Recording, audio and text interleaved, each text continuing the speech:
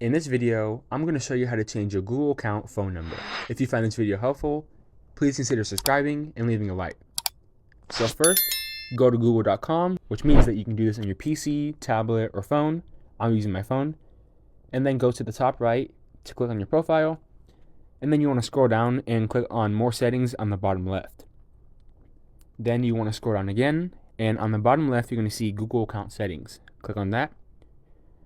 And basically on this top part right here, this top slidey bar, you want to click on personal info, and you want to scroll down until you see your phone number. So I'm going to click on that.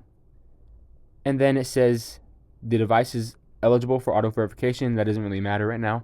So click on phone number. And then you can press on the little pencil icon right next to the trash. Press on edit. And then it might have you verify that it's you first before changing your stuff with a screen password or a lock. Just go ahead and do that.